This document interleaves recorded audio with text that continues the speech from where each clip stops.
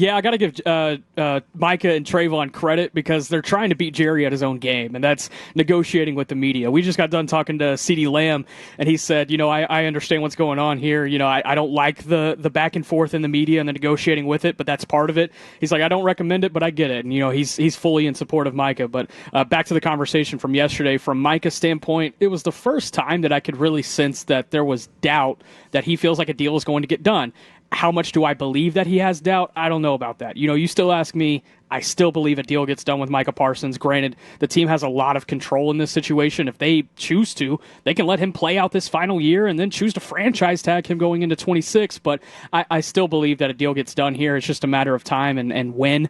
Micah said that David Mulugeta has reached out to the front office. He's awaiting on an offer and a call back. He said it's going to take a grown man to call him back and get the deal done. So definitely some shots being fired from Micah's side.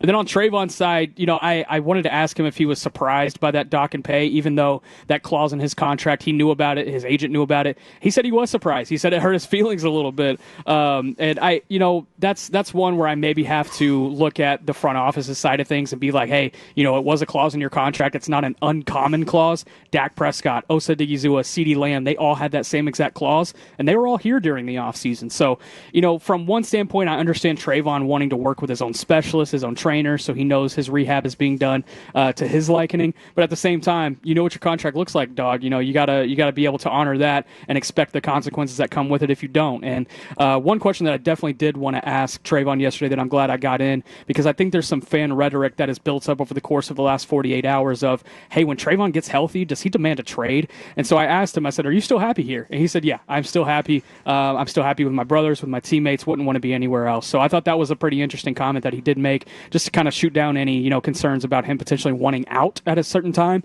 But the leash is short for Trayvon Diggs. That's no question. He's going to have to really perform this year, or else we could be looking at Trayvon in a different uniform pretty soon.